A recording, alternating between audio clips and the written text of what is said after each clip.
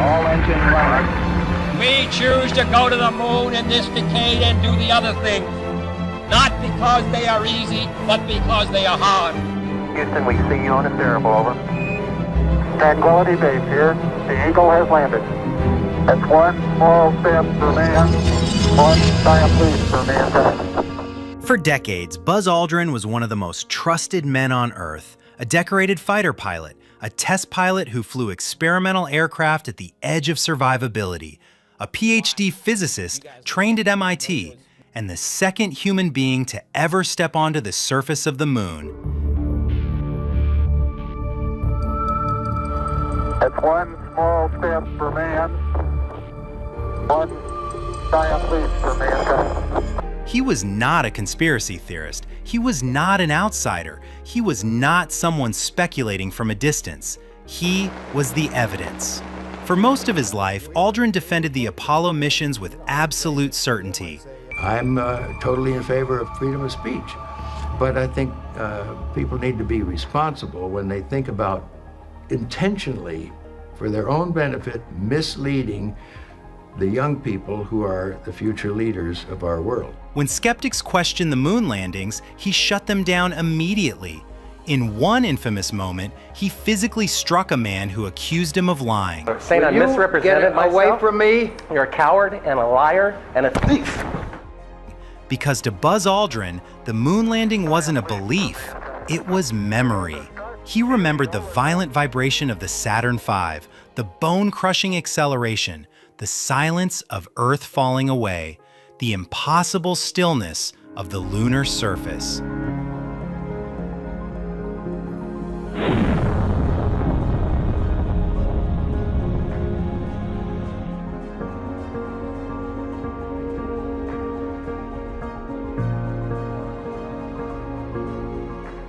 He remembered it because he lived it.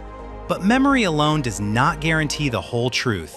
And late in life, Aldrin began to realize something unsettling. Not that the moon landing was fake, but that the story he had spent decades defending was carefully incomplete.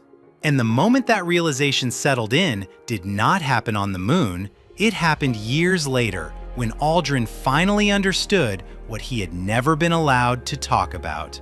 To understand why this matters, we have to go back to 1969. Apollo 11 launched during the height of the Cold War. The United States and the Soviet Union were locked in a struggle where technology, ideology, and perception mattered as much as weapons. The moon was not just a scientific target, it was a geopolitical symbol. Reaching it first meant demonstrating technological dominance, organizational superiority, and national stability. Failure was not an option. We choose to go to the moon in this decade and do the other things. Not because they are easy, but because they are hard. But neither was uncertainty. When Neil Armstrong and Buzz Aldrin stepped onto the lunar surface, the event was broadcast to hundreds of millions of people worldwide. Grainy black and white images flickered across television screens, a flag planted, a plaque unveiled, a quote written into history. It was one of the most carefully managed moments in human civilization. NASA controlled every transmission, every image released, every word spoken over the radio. Mission Control decided when microphones were live, which camera angles were shown, what footage would never leave the archives. At the time, Aldrin didn't question this. He was a military officer and a scientist. You follow procedure. You trust the chain of command. You complete the mission. But as years turned into decades, Aldrin began noticing something that quietly disturbed him. Certain questions were never asked publicly. Certain anomalies were never revisited. Certain data was quietly categorized and forgotten. Not because it didn't exist, but because it complicated the narrative. One of the earliest cracks appeared in Aldrin's own recollections. In later interviews, Aldrin mentioned that during Apollo 11, the crew observed a light moving alongside their spacecraft on the way to the moon. NASA publicly explained it as debris from the Saturn V rocket, likely a panel separating during launch, a reasonable explanation. And at the time, Aldrin accepted it. But years later, he admitted something unsettling.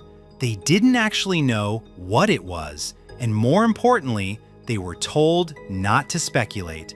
This wasn't unusual. Astronauts were trained to avoid conjecture. Speculation could create panic, political complications, or international incidents. But Aldrin later reflected on something critical.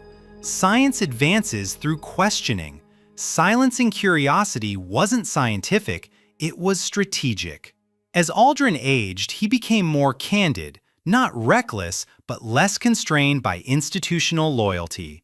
In interviews, he began making comments that sounded strange coming from one of NASA's strongest defenders. In a now-famous exchange with a young girl, Aldrin was asked a simple question: why haven't we gone back to the moon? His answer stunned viewers. He didn't mention budgets, he didn't mention shifting priorities, he didn't mention politics. He said, "We didn't go there, and that's the way it happened." Then he paused and added, "Something happened." The moment spread rapidly online. NASA later framed the comment as confusion or misstatement.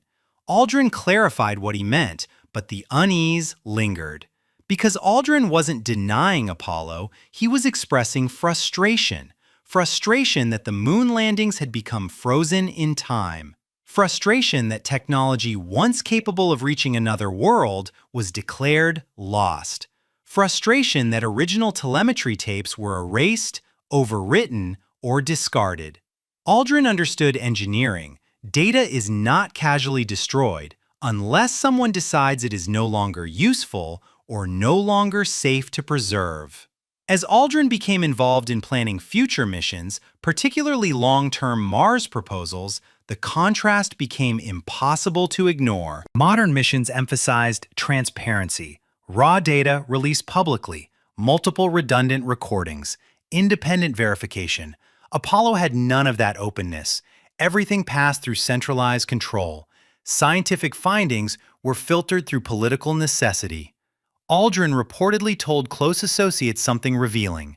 "We were explorers, but we were also messengers, and messengers don't choose the message." This was the moment it finally crystallized. Not that he had been lied to directly, but that the truth had been managed. Astronauts experienced events, but interpretation belonged elsewhere, to administrators, to military oversight, to policymakers deciding what the public was ready to hear. Aldrin began reflecting on post-mission debriefings. Astronauts were questioned exhaustively, not just about equipment, but perception. What did you see? What felt unusual? What didn't make sense? Certain observations were logged, then quietly archived, labeled non-actionable, a phrase Aldrin later described as a professional way of closing a door. Even small details began to trouble him, like the discussion of stars. Astronauts reported not seeing stars from the moon's surface. NASA explained this as a camera exposure issue, technically correct, but incomplete. Aldrin later acknowledged that human eyesight, adapted to the moon's lighting conditions, should have perceived at least some stars. The explanation wasn't false, it was selective, and that distinction mattered, because Aldrin wasn't questioning physics, he was questioning how much complexity had been removed to preserve certainty. This tension followed him into his personal life. After Apollo, Aldrin struggled deeply. Depression, alcoholism, a sense of dislocation. The standard explanation was loss of purpose after achieving the ultimate goal. But Aldrin later hinted at something more profound, a sense that the most extraordinary experience of his life had been flattened, reduced to a symbol, a flag, a quote, a victory. He had stood on another world and then been asked to compress it into certainty. Over time, Aldrin came to peace with this realization, not because he agreed with it, but because he understood it. The moon landing wasn't just exploration, it was a controlled revelation. In 1969, the world needed clarity, not ambiguity, so NASA delivered certainty. What Aldrin eventually realized was something deeply human. History is not always a lie. Sometimes it's an edit, and the most powerful edits are the ones you never notice. Buzz Aldrin never became a whistleblower. He never released classified documents. He never recanted his footsteps on the moon. What he did instead was more unsettling. He stopped insisting the story was complete. He allowed ambiguity. He let silence speak. And in that silence, many people heard something unexpected. Not that we were lied to about going to the moon, but that we were never told everything. And maybe we still aren't.